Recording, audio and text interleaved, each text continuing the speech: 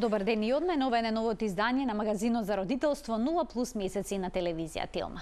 Како да се подготвите за летување со бебе или мало дете? Од ова големо прашање излегуваат низа подпрашања на кои што денеска ќе побараме одговор од доктор Александар Сајковски, специјалист по педијатрија од Аџивадим Систина. Добре ни дојдовте. Благодарам на поканата, поздрав до сите ваши гледачи. Ова е актуелна тема бидејќи започнуваат летните одмори, пред се сезонските. Многу родители со мали деца се подготвуваат да појдат на море.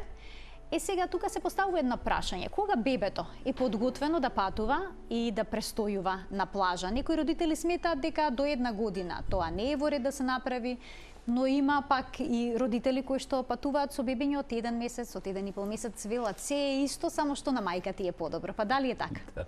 Добро, тоа е многу прагматично прашање, искрено кажано. Меѓутоа, ако ве вратам само 40 години поназад, ќе се сетите дека таму имаше многу шведски фамилии, скандинавски фамилии кои одеа по одмори по морињата јужни со коли, и ние се чудевме овдека како они патуваат со бебиња од 2-3 месеци. Денеска веќе целиот свет е многу брз се движи. Значи, клучен момент за да се одлучат родителите да одат со бебе кој е 3-4-5 месеци или поголемо бебе, е транспортот да биде како што е потребно, значи возилото, нели, да се вози во нормален период од денот или ноќта, нели, да не е травматизирачки патот. Од една страна и од друга страна сместувањето било каде да се отидени да биде соодветно да има нормални услови за одржување на хигиена. Нормално дека колку е поголемо бебето, толку е полесно сето тоа, затоа што одредени навики кои што ги има бебето и кои што треба фактички да му се воспостават од страна на родителите, сепак се период на адаптација во првите неколку месеци. Така да, сакам да кажам, не постои баш резка граница дека вие со бебе од 3 месеци можете или не можете да одите, и 3-месечни бебиња се носат на одмор, односно се носат на море, на планина, нели, зависи кој каде како оди, зависно само од условите за патот, сместувањето и навиките на семејството. Така, дали тоа значи дека бебињата полесно ја поднесуваат промената на средината отколку што порано се веруваше? Па генерално особено во принцип, кај нас на овие простори. Да, генерално во принцип да. Значи, во принцип, децата полесно и побрзо се адаптираат, особено на промените на температурата. Меѓутоа, тоа мора да биде пратено со адекватни услови на облакање. Да речеме, она што стално им го спомнуваме на сите родители, дека бебињата немаат механизам и начин да им покажат на родителите кога им е топло. И големиот ризик е да се претоплат, да се премногу облечат, особено во овие летни периоди, па чак и кога не се на одмор, кога се дома. За разлика од тоа кога им е студено, они можат да го покажат тоа како тресење, нели, и повеќе некои други симптоми со кои што покажуваат дека им студи.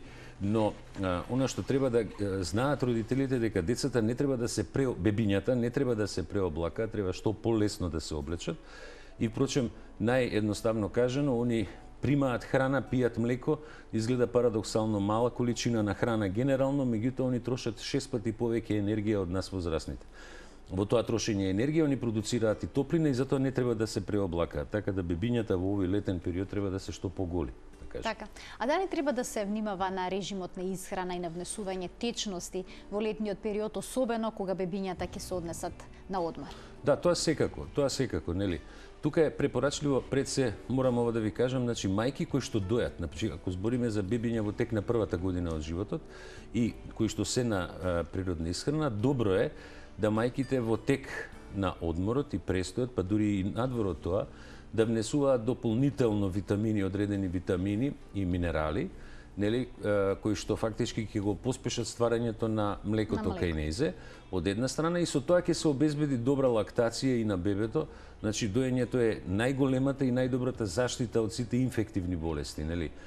Мајчиното млеко содржи многу антитела, антибактериски фактори, антивирусни фактори, така да ако се оди на одмор, ако мајката дои, би било добро да што почесто го дои детето, при тоа да се внимава на температурата и губитокот евентуално на течности од тело на детето преку потењето, нели, затоа што може да дехидрира ако премногу е облечен.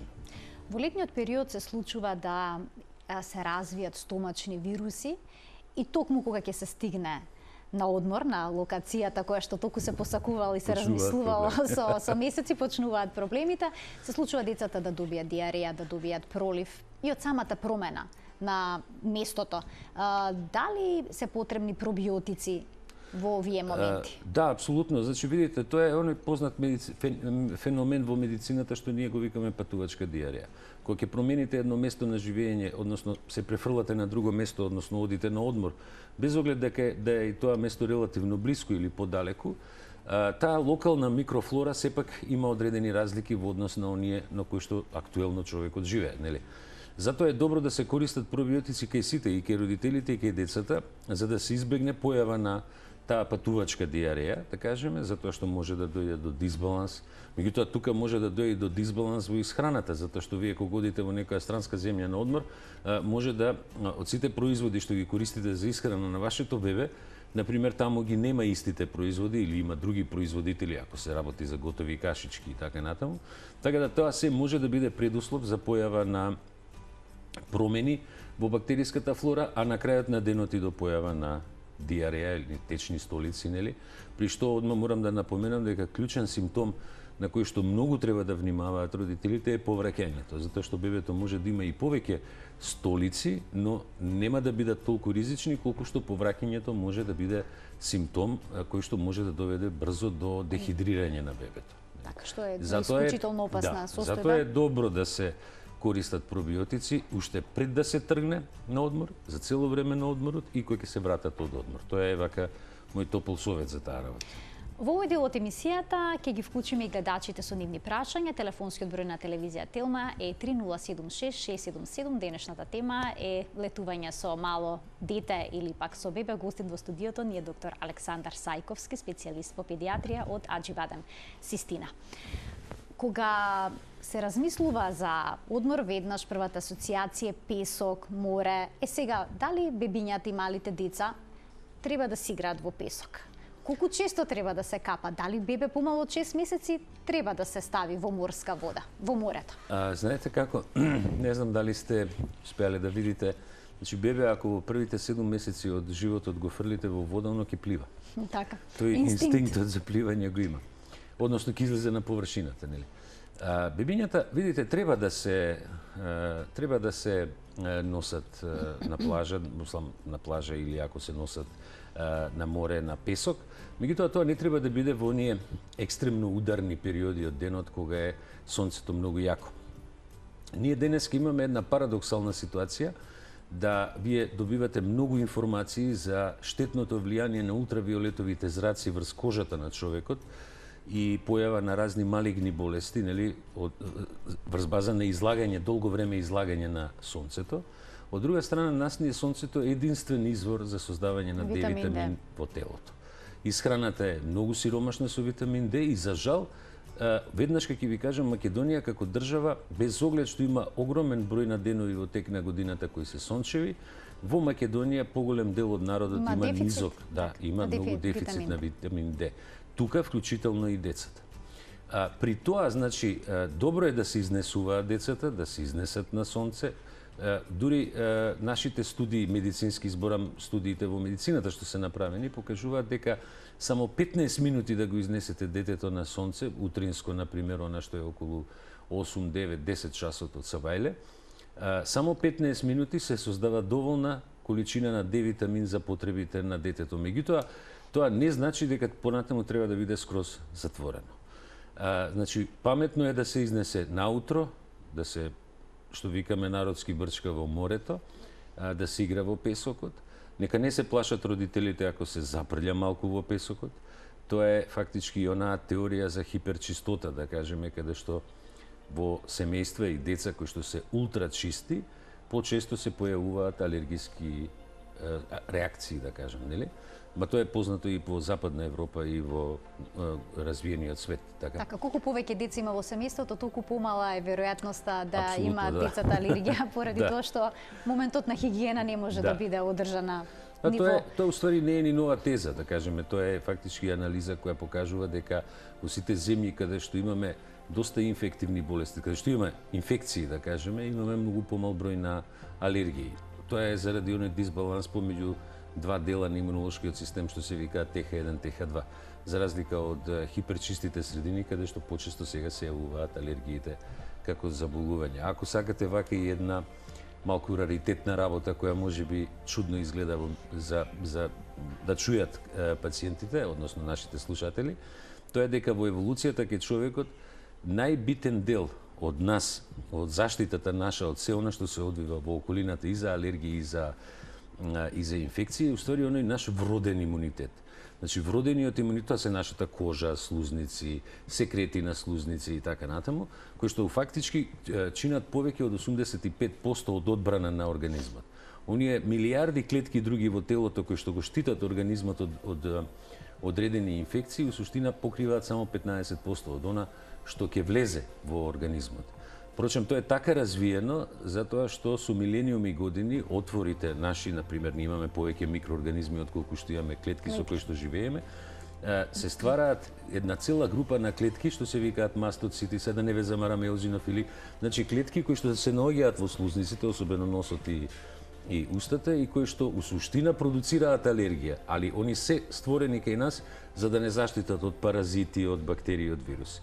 Кога нема од што да не штитат, нивната продукција предизвикува алергија. Така да, тоа е причината зашто, да речеме, во тие земји, високо развини земји, каде што имаме ултрахигиена, кај децата у суштина се јавуваат почесто. Значи, слободно родителите да ги пуштат децата да си играат во песокот.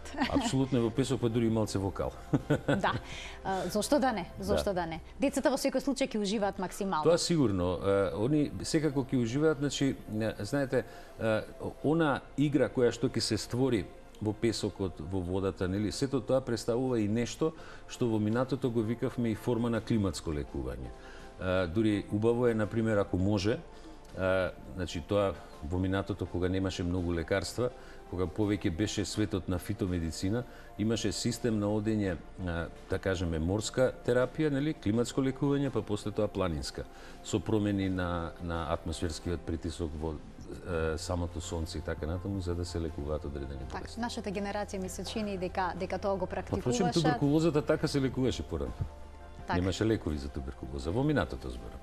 Што се однесува до заштитата на кожата, споменавме дека кожата сама по себе има заштитен механизам, во неа има клетки, односно има меланоцити, сега да не одиме во детали, кои што не штитат од сонцето, но кај бебињата тој механизам не е сосема развиен, поради тоа е потребна заштита. Дали треба да се насуваат креми со заштитен фактор кај бебиња помали од 6 месеци, бидејќи многу често на нив е наведено дека не се препорачливи за таа возраст?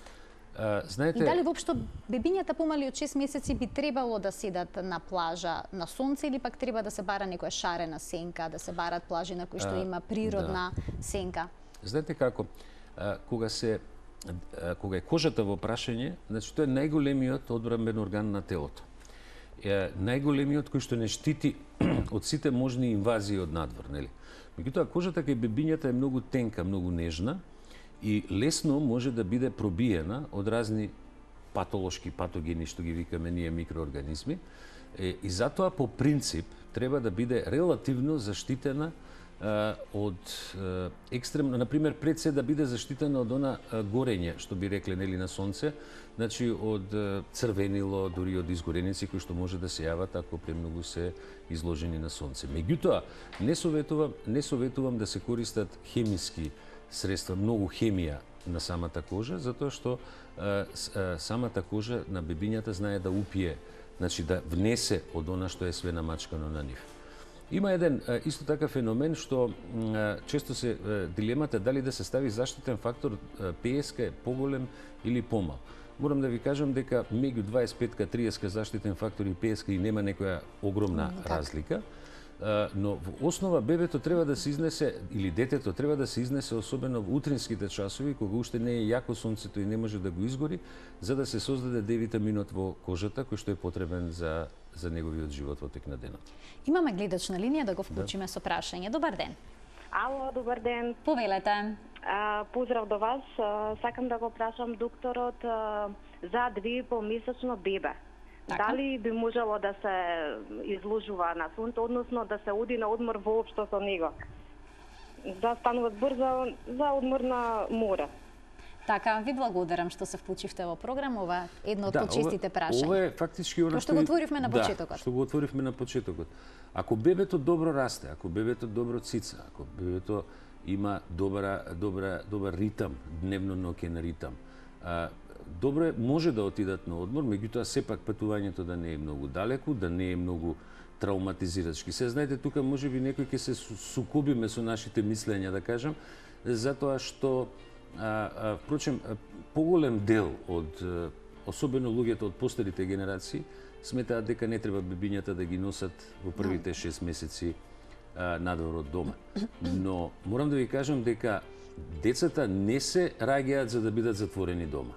Они треба да се изнесат, дека правилата, например, на Европската педијатриска асоциација, на скандинавските асоциации, Норвешка, Шведска, Данска, е дека секој бебе од неговото раѓање треба да се изнесе надвор, минимум саат време да се шета. Јас мислам дека ова сме го и кажале некогаш во емисија. Забрана за излагање има тогаш кога температурата во надворешната средина е под минус 23. Значи до минус 23 секој бебе се шета. Впрочем, вие гледате дека повторно ќе ги споменам скандинавските земји заради суровоста на нивната клима, тие знаат и во градинките децата да ги остават надвор да спијат по 1 сат на ладно. Значи, сакам да ви кажам, кај нас има релативно доста предрасуди. Ако сме ние средина која има убава клима, има доста сонце, има вода, нели зборам целата наша држава и воопшто регионов балкански, и греото е децата да се чуваат внатре. Така да топло советувам нека ги носат на море. Впрочем, и на крајот на кришот, ако мајката се чувствува добро, доколку дои, ќе се чувствува и бебето убаво. Јас, например, сум бодел полно пати на одмор, јас сум ги бањал бебињата и на 5 и на 6 месеци. Еве, од ваше лично искуство дека тоа сосема слободно, без проблем може да се направи.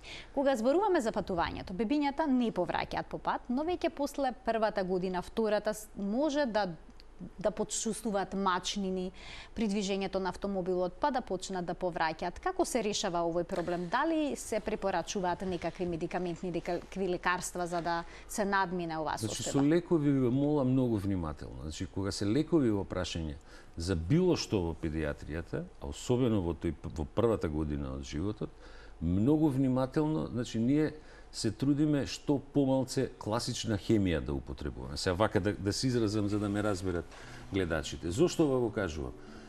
Например, ние во минатото се користеа некои лекови за повраќање, па испадна дека тие може да влијат многу на централниот нервен систем кај децата и се појавуваат страутни компликации. Денеска е познато, например, дека повраќањето може да се смири со многу полесни начини, например, употреба на некои витамини од групата Б, например, или употреба на гингероли кои устори потекнуваат од ѓумбирот, кој што се релативно природен производ и кој што фактички не делува на централниот нервен систем по тој принцип, него ги намалува тие ефекти на кинетозите што се јавуваат. Така да, тоа е исто као и пред малку што споменавме за кожата, например, вие само да ова сакав да го споменам да не заборавам. Еден од најдобрите регенератори на кожата, особено за децата кога одат на море и се сунчаат, за да не изгорат, е витаминот А.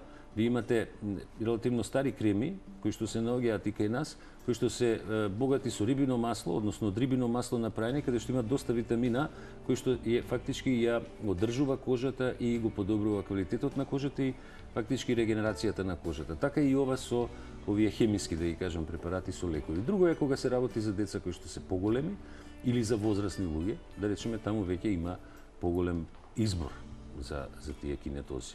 Имаме уште еден гледач на линија, пред самиот крај на емисијата ќе го вклучиме да го слушнеме неговото прашање. Добар ден. Добар ден. Повелете.